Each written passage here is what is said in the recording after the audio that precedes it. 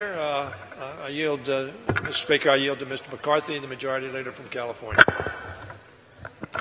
I thank the gentleman for yielding, and I ask unanimous consent to revise and extend my remarks. Without objection. Mr. Speaker, on Monday, the House will meet at noon for morning hour and 2 p.m. for legislative business. Votes will be postponed until 6:30. On Tuesday and Wednesday, the House will meet at 10 a.m. for morning hour and noon for legislative business. On Thursday, the House will meet at 9 a.m. for legislative business. On Friday, no votes are expected in the House. Mr. Speaker, the House will consider a number of suspensions next week, a complete list of which will be announced by close of business today. In addition, the House will consider H.R. 3043, the Hydropower Policy Modernization Act, sponsored by Representative Kathy McMorris Rogers. This bill will continue our effort to improve America's energy infrastructure by streamlining the FERC licensing process for hydropower projects.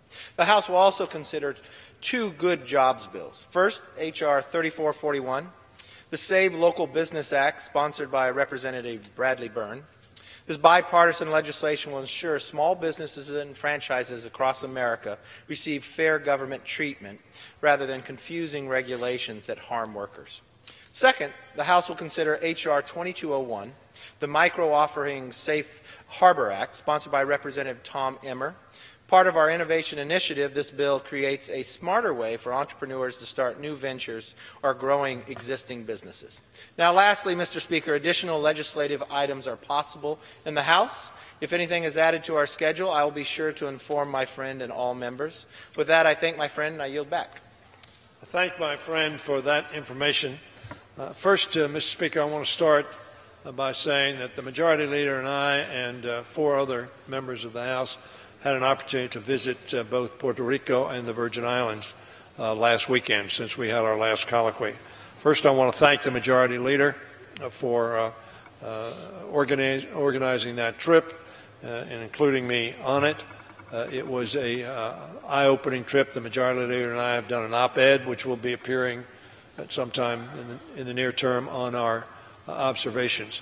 One of the things, Mr. Speaker, that I know the Majority Leader and I had the opportunity to see, we were in Marathon, where you had housing that was built after Andrew and housing that was built before Andrew. Now, the difference was after Andrew, that extraordinary hurricane, the building code was changed.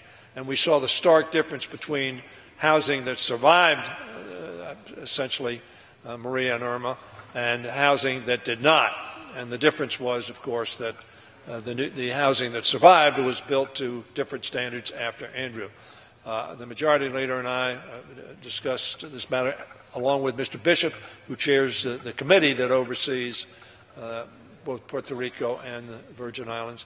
And I think all of us are convinced that it would be penny wise and pound foolish not to build back, as Florida did, to standards that can withstand storms of this type. So I wanted to thank the Majority Leader for his leadership on this issue.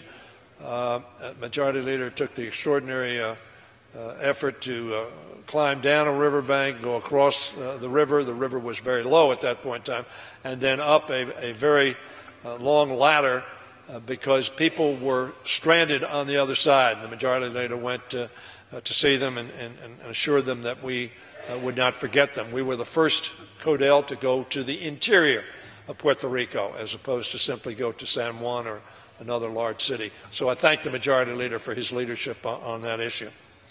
Mr. Leader, let me ask you about tax reform. That, of course, has been the big issue for some period of time now, but now we have a bill that's been put on the, not on the floor yet, but was released yesterday. It's clear this bill will cut taxes, in our view, for the wealthy. I don't know the statistics yet, what the division is, whether it's 80-20 as the initial proposal was, or perhaps a little less than that goes to those over $900,000 in income. But in any event, it also eliminates tax preferences that the middle-class families rely on, and obviously we think it's going to face hurdles in Congress.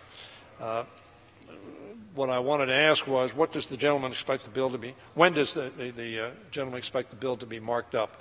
And I yield to my friend. Well, I thank the gentleman for yielding, and I'm excited about his question because I'm excited about this bill.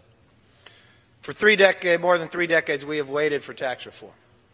And many people know that the challenge is what they have with government taking more than they should, and the challenge that individuals can raise their paychecks. Ways and Means has announced that they'll start markups next week. I assume that it will take them probably a week to get through the entire bill, going through regular order as we do. And then I would assume that we'd bring that to the floor right after. We would like to get this to the American people as soon as possible. And I'm willing to talk about the bill. I'm willing to talk about the bill in any different manner because we spent a lot of time working on this. The very first thing that's going to happen for the American public come January 1st, they're going to get more in their paycheck. Because what we do, we take the standard deduction, because the current law today, a single individual in America, it's only the first $6,000 they have are tax-free. Well, that's going to go to 12. For a couple, it's going to go to 24. We take 7 confusing rates and make it 4. It's about cutting them. Every rate is lowered except the highest rate.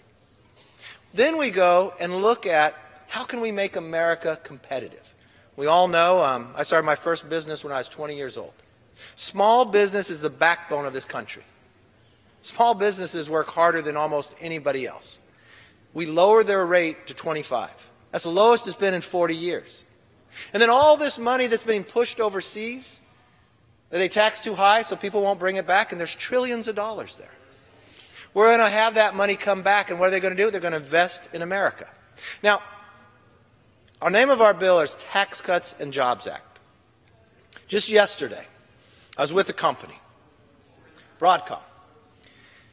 We went into the Oval Office. I had worked at this company for quite some time, and they started in America. Bell Labs was part of it, and others. 3 kind of companies got together.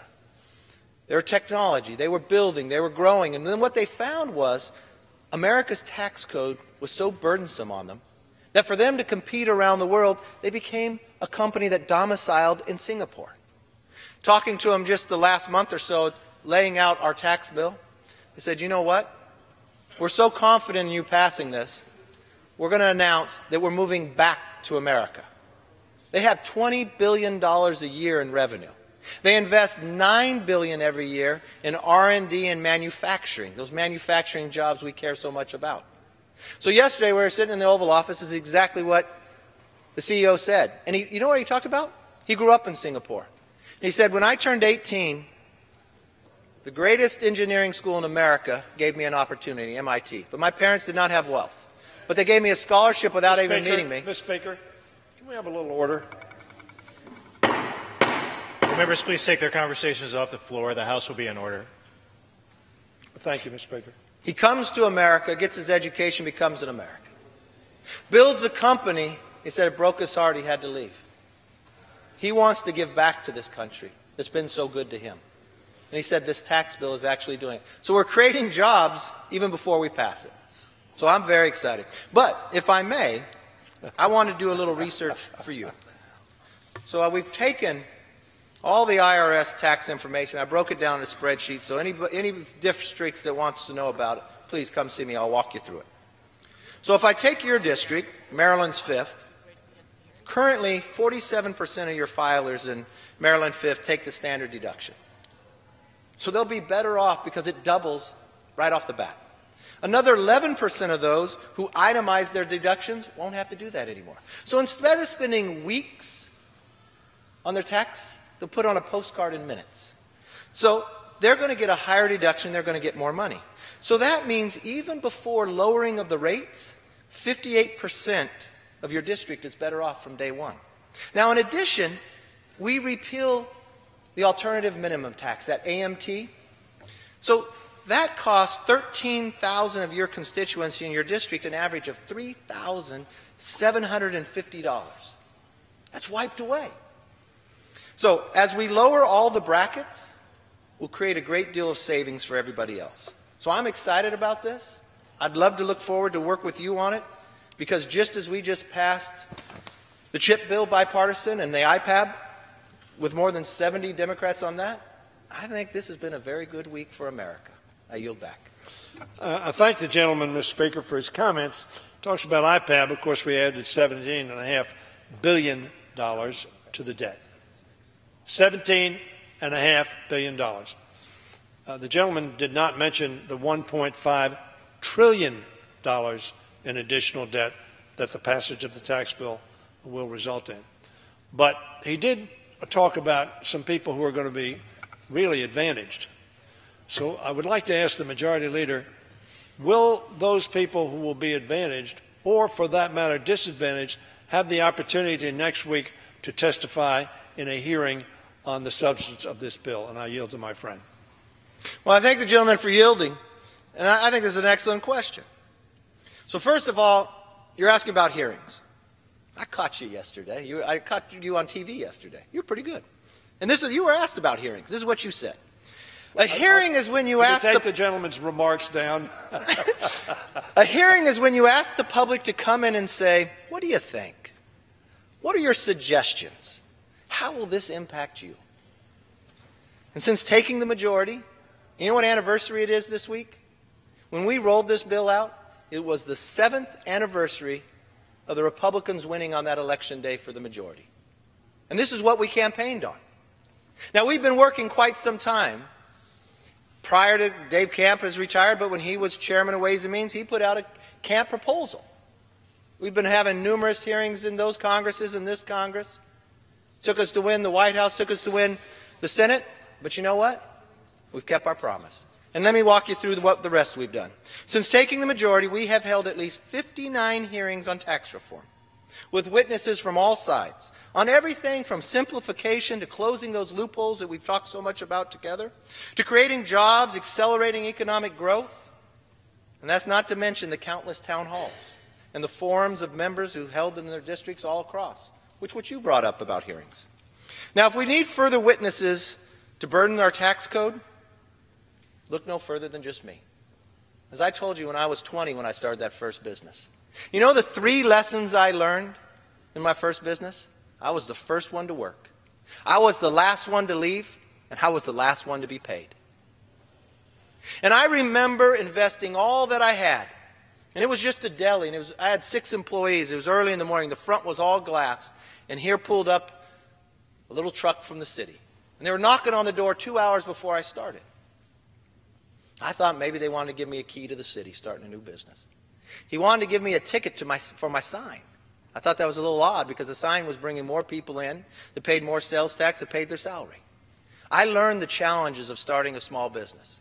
And what's so great about this bill, there's going to be so many more Americans who are going to take that risk, start a small business, and be successful with so many more Americans working. So I'm excited about this because that's what we've been hearing in our hearings. For all those hearings we had, all those town halls, all those years we fought so hard to get to this point. I think this has been a good week. I yield back. Thank the gentleman for yielding, Mr. Speaker. He did not answer my question, however. Will people have an opportunity to testify on this bill? And the answer is no. No American will have an opportunity to come to a hearing. In 1986, the gentleman from California, Majority Leader, was not here. I was here. We had hearings over months, both sides of the aisle. Over 450 witnesses testified, not on tax bills that may have been offered at some time in the future, including the Camp bill. And when the Camp bill, Mr. Speaker, was reported, actually it wasn't reported, when it was put on the table by Chairman Camp from Michigan, who is now retired, the Speaker's response was, when asked by the press, what are you going to do with that bill? And he said, blah, blah, blah, blah. In other words, what he was saying is all talk. We're not going to do anything with that bill. And that bill never saw the light of day. It was paid for, Mr. Speaker. It was tough love. Now, I didn't agree with everything in the Camp bill, but I congratulate Congressman Camp for having the courage to put a bill on the floor that was paid for. Not creating $1.5 trillion in additional debt that our children will have to pay. They're not here to testify either. And I don't want to get into really debate on the specifics. We're going to have a lot of time to do that next week, and I intend to do it next week. But he talked about small businesses being reduced to $25,000, or 25%. They will be if they make over $500,000. That's why the NFIB is not for this bill, Mr. Speaker. Talking about small business, they're the spokespersons for small businesses. They're not for this bill. But we'll talk about the substance. But the process mirrors the process for the Affordable Care Act. No hearings, no witnesses, very, very little time for the public or the Congress to digest the substance of the bill. Dropped yesterday. Going to be marked up on Monday. That's 96 hours to consider a bill well over 500 pages. No, it's not. It's less than 500. Mr. Speaker, I asked about process. The reason I asked about process and regular order is because regular order provides for input from the people we serve, the public, about whether the bill is good, bad, or indifferent, and how it will impact them. And we're going to debate it here. We represent those people. But regular order is hearing from them before we act, not after we act. Yes, we're replicating the Affordable Care Act. Put on the table, quickly passed, jammed through, sent to the Senate, and it didn't work, Mr. Speaker. And I don't think this will work either. But I was here in 1986, Mr. Speaker, when Tip O'Neill and Ronald Reagan, Bob Packwood, who was the Republicans' chair of the Senate Finance Committee, and Dan Rostenkowski from Illinois, the Democratic chairman of the Ways and Means Committee, worked together. With Jim Baker, former Secretary of State, but then Secretary of the Treasury, worked with us to come up with a bill that could be passed. And it was passed, Mr. Speaker, with overwhelming votes from both sides of the aisle. And it was the last time we passed tax reform. Since then, we've just passed tax cuts. Under Ronald Reagan, we passed a tax cut in 1981. The deficit increased under Ronald Reagan 189%. And under George H.W. Bush, the deficit increased 55% in 4 years, 189% in 8 years. Under Bill Clinton, the debt increased 36%. George Bush, 87% after the 01 and 03 tax cuts, and we were promised that they were going to energize the economy and dynamic scoring would come into effect and the country would be rolling in clover. And 7 years later, we had the deepest recession anybody serving in this body has experienced, Mr. Speaker. And the debt exploded. Barack Obama, just by contrast, inherited the worst economy any of us have seen. The worst economy. Hemorrhaging 787,000 jobs per month in January of 2009. And we had to bring the economy out of that deep recession, and we invested dollars. But even given all that necessity and the $700 billion bill that we passed that George Bush asked us to pass, where 2/3 of Republicans opposed, and which kept us out of a depression,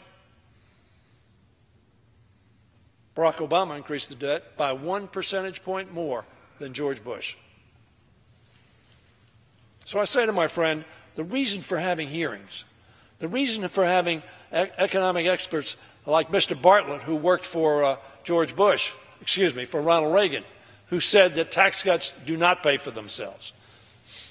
They say $1.5 trillion. I guarantee you, Mr. Speaker, now I may not be here when we can find this out, this is going to be far above $1.5 trillion in additional debt. And my children and my grandchildren and my great-grandchildren will be exposed to paying that bill. It is a shame, Mr. Speaker, that we do not have extensive hearings on this bill in the House and in the Senate. But my judgment is the Senate doesn't expect to have hearings on this either. They're just going to try to jam it through, Mr. Speaker. And that's not good for this institution. But much, much, much more importantly, It's not good for the present generation or generations to come. But we'll debate, Mr. Leader. I know you're passionate about the substance. You're very knowledgeable about the substance. We talked about it in private, and I admire the passion that you have and the information that you argue. I may differ with your information, but we'll have the opportunity to debate that, I think, next week and the week after. May I respond? I yield. Well, I thank the gentleman for yielding. First lesson, if you ever take debate, if you cannot win the argument on the substance of the bill, argue about process. Go to process. But you know what? This is not the beginning of the process. This is the end of the process. For 31 years, we've been working to get here. We had hearings upon hearings. We've gone to the American people. We went to the American people 7 years ago this week, and they made a very big decision to change the direction. We went back in 2014. They made another big decision, and they made one just shortly. I heard you talk about a lot of presidents, but I think you missed one. And really what this bill does is about growth in this country, about job creation, about raising somebody's paycheck. The history of America, from the beginning of time until 2006, we always averaged more than 3% growth. If you just take the last 8 years, if you take the very best year under Barack Obama, and I'll go apples to apples. Let's take Bill Clinton. The growth year under Bill Clinton's worst year is higher than Barack Obama's best year. That's why the middle class is hurting. That's why this tax cut helps the middle class. But what's most interesting, you want to talk about debt. You talked about a lot of presidents. Well, you can add up all those presidents, and you know what? Just one president, Barack Obama, added all that money and more to the debt. But what's more interesting to me of that concern, if my friend is so concerned about the deficit, I want to ask you this. But so on that point, why did you vote for a budget that increases the deficit by $6.8 trillion over 10 years? Why would you do that this year? Why would you as a party bring that forward as your plan and hope? You know what we're bringing forward? We're going right through the rules. We've gone all through the hearings. We know even before this bill passes, just as yesterday, that the companies are coming back to America. $20 billion a year in revenue one company has already announced. And they're going to put $3 billion every year into R&D and $6 billion into manufacturing. I think the debate of process is over. This bill is less than 500 pages. You talk about us bringing it up, yeah, so the whole American public can see the bill and read it. It's much different when we talked about your ACA, more than 2,000 pages, and I was here. I watched what was brought right to the floor and jammed through, and you're right, it doesn't work. So we believed in doing something different. We made a promise to the American public. 3 days. It's longer than 3 days. Made a promise to the American public. We'll make sure you keep more of what you earn. We'd create more jobs. And you know what happened after that last election? We just went through the second quarter of 3% growth. And you and me just talked about the number of hurricanes we just watched, the devastation. People said it probably knocked off 1% growth. And you know what the Atlanta Fed just came out with? They're predicting they think we're going to go to 4.5%. So you know what? The best days of America are in front of us because of the work we've done before. So let's not argue about process, because we know we've been through this process for 31 years. We know what the American public have said. We know in the hearings what they've told us, and we've listened. But now I think it's the time to have the courage to lead. Let's take what we heard in those committees and put it into a bill, exactly what we just did. And to have the returns before the bill's even passed of jobs coming back, to me, like I said earlier, this is a good week, but this is going to be a great month. I yield back. We're going to debate the substance of your bill. Mr. Leader, I tell the Speaker, and we're going to debate it fully. And we think it will not hold up well under that debate, and therefore we will have a significant difference. He's right. The best economy anybody in this House has experienced, the best economy, was the last 4 years of the Clinton administration, period.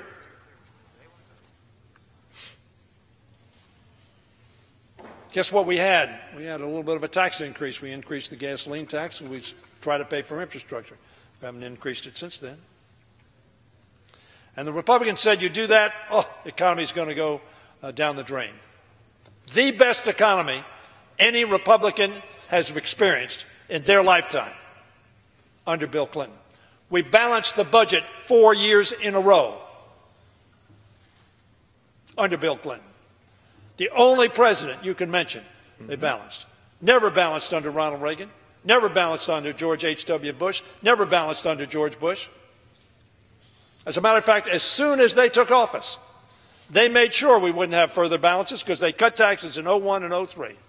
But they didn't cut spending. Now he talks about President Obama. I know the majority leader will be interested in these statistics. Now, I didn't count January of 17 because, after all, that was the Obama economy. Trump had not done anything on the economy. But let's start with February 17. Under Donald Trump, 232,000 jobs created. That's great. It's good. I would say that the Obama economy is still working. Same exact month a year earlier, not 232, 237,000 jobs were created under Barack Obama. March 17, 50,000 under Trump. March 16, 225,000 jobs created under Barack Obama. April 17, 207,000 jobs.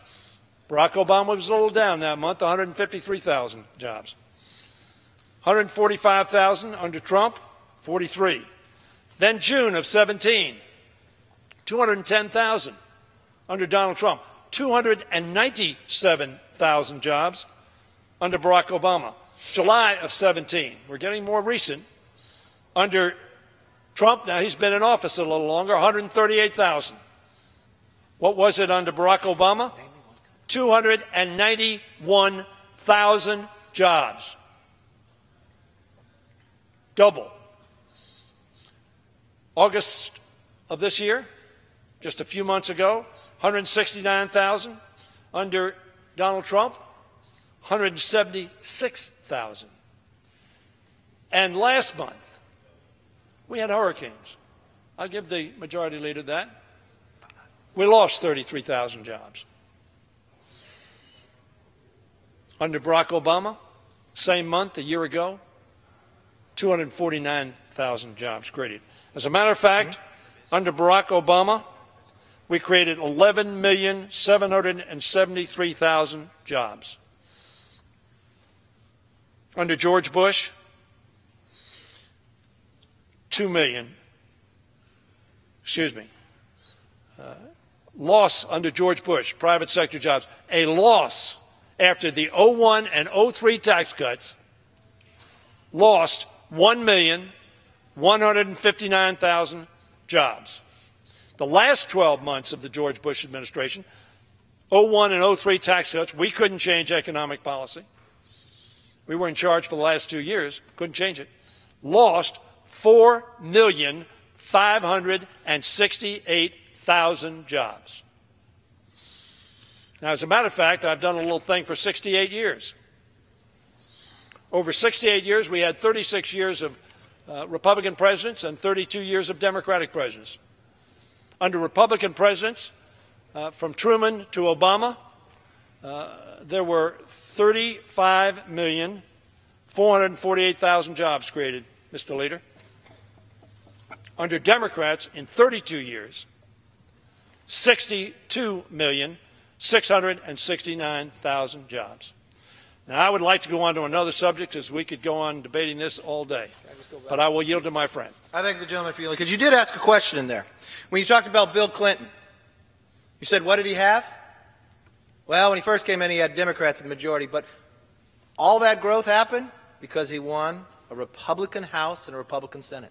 Well, that's when we turned it around with John Kasich as a budget chair. That's when we balanced the budget in those 4 years. We had to send him welfare reform how many times? 3 times. He vetoed it all the other time. Then finally got it claimed right. some glory. But also, there's another question you asked. I mean, I love a good debate. I love to pick just facts when you don't want to look at the whole picture. The best thing to even just look at, if you want to go, did the election matter? Did the election matter to the American public? Well, I heard a lot of pundits on the other side say, oh my God, if President Trump got elected, the market's going to crash. You know what? Most everyone in America that invests for retirement invests in the market. And President Donald Trump has given them all a tax raise because we've set new records more than 60 times. That's because of the belief of what they think he could achieve. When you look what he's able to do with regulation, unbelievable. The few headlines you didn't announce during Obama when you were doing those jobs, you didn't say anything about Nabisco leaving the country or Burger King. Went and domiciled someplace else. Why? And what was the answer that President Obama would have when companies were leaving America because the taxes were too high? We'll pass a law to say they can't. You know the difference that election's made? We just proposed the tax bill. Companies are now coming to the Oval Office to say, we're coming back. And all that means is more jobs, more money for Americans. And I understand, we're going to probably have a philosophical difference of agreement. I believe Americans should keep more of what they earn. I know what you said a few weeks ago. My friend cast his vote in favor of a budget that calls for, and I quote, $3.9 trillion in revenue enhancements. You know who I think needs the revenue? The American public. That's why we double the standard deduction. And that's for every American. On day one, they'll get more in their check. Small businesses, lower tax in 40 years. All that money that those companies were being pushed out are going to come back. And we can argue all you want about this. But for 31 years we've had this argument. I think the American public is waiting for us to lead. I yield back. Mr. Speaker, you noticed that he didn't talk about any of the statistics I mentioned about job creation under Barack Obama. He didn't talk about the 62 million jobs that were created in 32 years as opposed to the $35 million, just half of what we did in less than 4 years than they had as President of the United States. And what he didn't talk about was he said, you know, we Republicans were in charge of the Congress the last 6 years of the Clinton administration. That's right. And what Bill Clinton said, let's save Social Security first. Let's not cut out revenues that we need to invest in education and the growth of our economy. They weren't for that, but they couldn't do anything about it. And then, guess what happened? They took the presidency. They had the House and they had the Senate.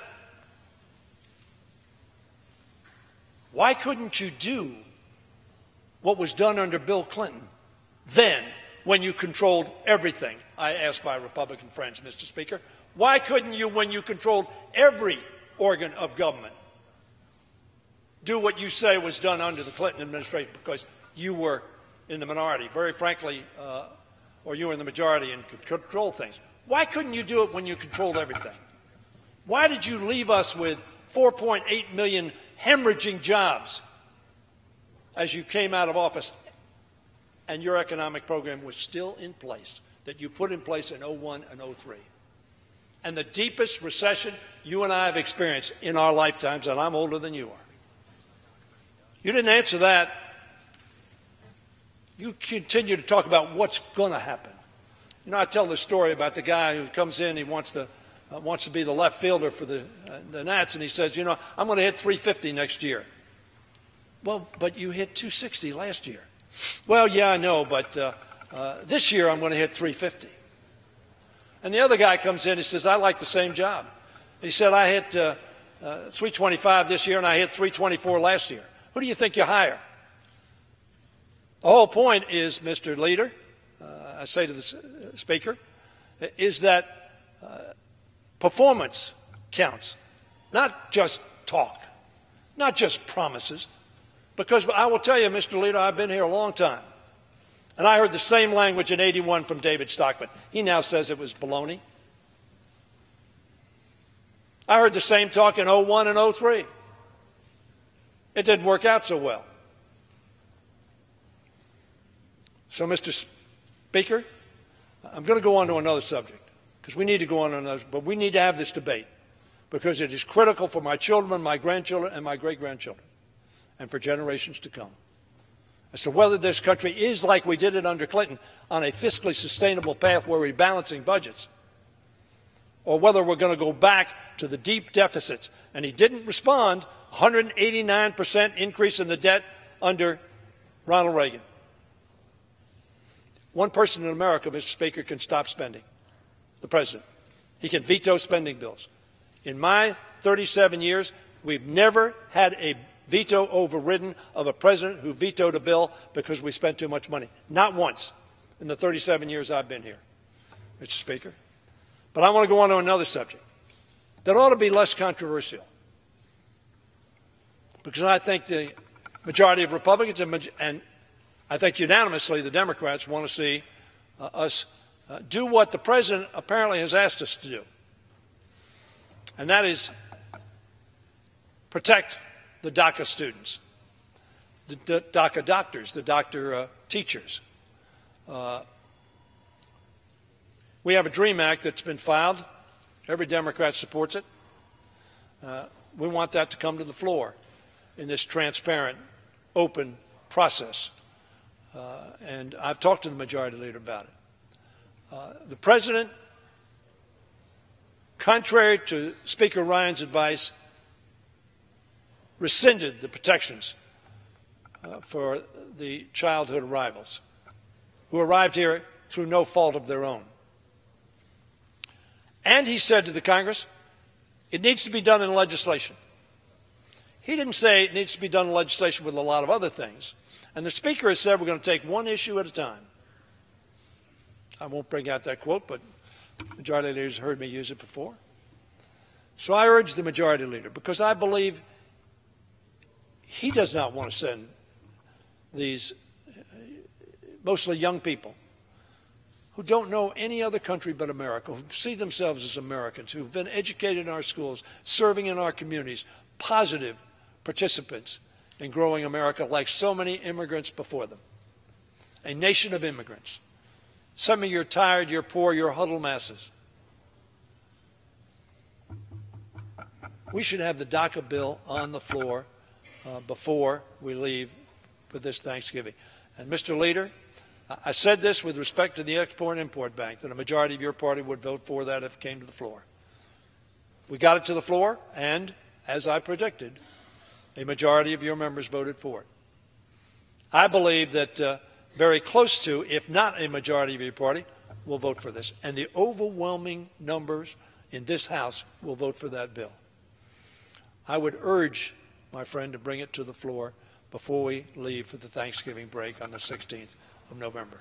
I would urge that because we're going to have some very, very messy 8 days after Thanksgiving with great workload on our desk, not the least of which is how to deal with the sequester, how to deal with funding government for the balance of the year, what to do with flood insurance, and so many other issues, not to mention our supplemental that we need to do with respect to Houston and Florida and Puerto Rico and the Virgin Islands.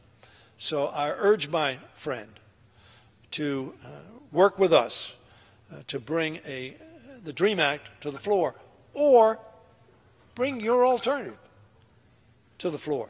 But let us not leave these people that the President says he loves, that are positive Americans in everything but paper, who have been here almost all of their lives. Some came at 2 or 3 and know no other country. Let's bring a bill to the floor that we can end before we go on the Thanksgiving break in a united way. We're going to be divided on the tax bill. We understand, but in a united way on this, where even Rush Limbaugh says we're not going to send these kids home. I would hope that you could do that, Mr. Leader. I believe you have it in your heart to do it, and I would hope that we could do it. And I yield to my friend.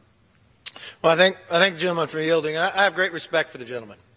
It's true, we just recently traveled to look at the hurricane, and we've had a lot of discussions. We disagree philosophically at times, but I think there's a place that we can find agreement upon. And I listen to you when you speak. And I did just hear you say right before, why couldn't you do it when you controlled everything? I kind of asked my friend the same thing. When you controlled everything, the White House, the House, and the Senate, you had a self-proclaimed master legislator as Speaker.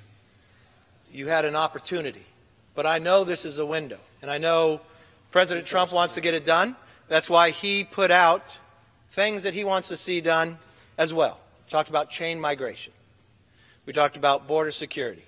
We have been meeting, the Speaker and I just had a meeting yesterday with a number of members about this. We would like to solve this problem overall. And I think it's a place everybody can work together to secure our border, work on the chain migration problem, and solve this problem for others. Now, I know there's a 6-month time period here. And I don't want to confuse issues because I'd like to focus on this issue as well. But I don't want to have the government shutting down over an issue. You and I know we both discuss things like that, and never think that's productive with whatever we do. But I look forward to continuing working with you to solve this issue, and I yield back. Thank you, Mr. Speaker. Let me just, Mr. Leader, Mr. Speaker, let me remind the Leader that we passed the DREAM Act through the House of Representatives. We brought it to the floor. We had a vote on it. I know you and the Speaker said there was going to be a working task force on this issue. And it's been, I think, going on for nigh on to a month. But we haven't seen anything on the floor. Mr. Leader, what I'm saying is that I think we agree on this issue. Let us not confuse it with things on which we do not agree. Don't hold hostage these 800,000 young people who are positive, because if they're not positive, they couldn't get in the DREAM Act. I mean, they couldn't get into DACA. They had to have a sterling performance, be in school, be working, be in the armed forces. This is not a free pass to people. We agree on this, I think. Maybe I'm wrong on that, but it seems to me we agree. The President seems to agree. Wouldn't it be, as we have done in the past, some bipartisan things, and we thought that was good for the institution and good for the American people to see us work in a bipartisan fashion. I think we agree on this issue. Some of the things you want to attach to it, we're going to have disagreements on. Why don't we enact what we agree upon? And by the way, this has been pending for a long period of time. As opposed to your tax bill, I know you think we've had hearings on it, but very frankly, that bill changed from Tuesday to Thursday of last week. So we think your bill is a pretty new bill, and we'd like to have hearings on it. But nevertheless, on DACA, I think we have an agreement. And if you bring it to the floor, I think it'll get a majority of the votes, significant majority. I think it'll get close to 300, if not over. So I would just urge my friend to see if he, as the majority leader, I was the majority leader, as the gentleman knows, I could bring a bill to the floor or I could keep it off the floor. This is a bill that ought to come to the floor. We ought to give peace of mind to these 800,000 folks, and we ought to pass this bill and give the House an opportunity to work its will. If the gentleman wants to say anything further, I'll yield back. If not, I'll yield back the balance of my time.